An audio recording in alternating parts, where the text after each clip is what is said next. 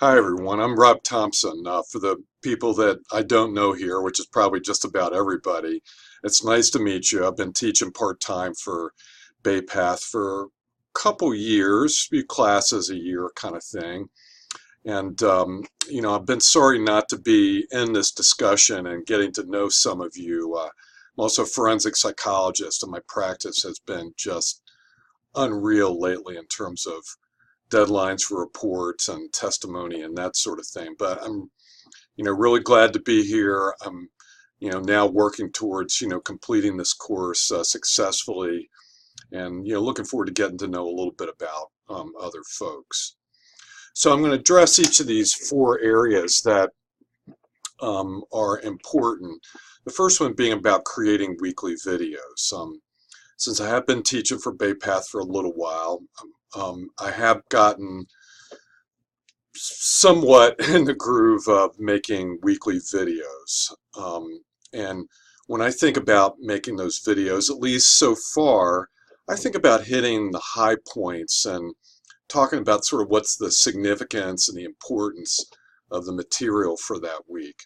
I also like to go over any areas that might be confusing, any areas I might already be getting some questions about by email. Um, you know, what kind of assignments may follow, why these particular assignments for this week are important and future assignments. And encouragement, encouraging students to either call me or write to me, and at times suggesting some materials for things like APA style and avoiding plagiarism. So that's kind of how I see, making weekly videos. So let me go on to the next topic. What's my intended strategy for weekly discussions? I tend to want to give each student and each discussion a, a response, even if it's just, hey, thanks for your contribution, or something as simple as that. And obviously, most of the posts that I have are going to be more substantive, where I'll comment on the content, maybe try to tie one student's thoughts and ideas in with the general direction of the discussion to that point, that sort of thing.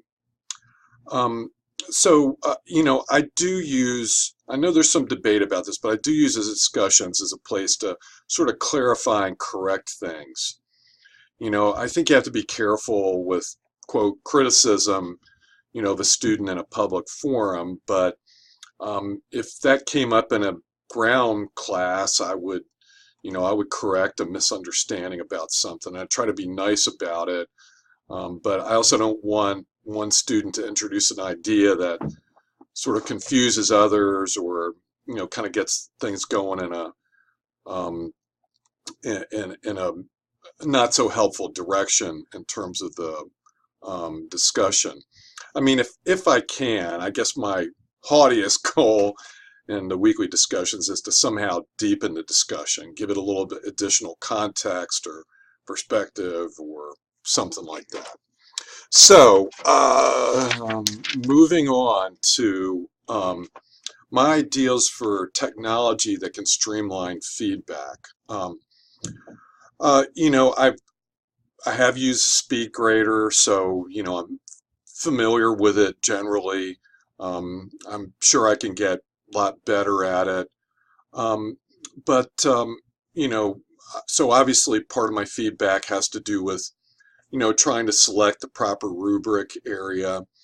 And then from there, I try to focus my comments on what, might have needed more development, or where something might have been misunderstood or something like that. If it's a really outstanding submission, I tend to have a lot less to say about it, but students really struggling tend to have more to say, because I want to point out where the struggle is, and, try to clarify some things, and, maybe suggest a student reach out to me with some questions about this, or, whatever. So, I look forward to learning more about the technology over time. Now, as far as knowledge path goes, okay, so I'm going to be honest here. I've been through the lessons and this classroom to date, and I've been through all those, and so I have some familiarity with knowledge path. I can't say I really quite understand it intuitively yet. I'm looking forward to understanding more about it and its capabilities, and learning, what I can do with it above and beyond, what I'm able to do with my current teaching skills. So that part will just be a work in progress.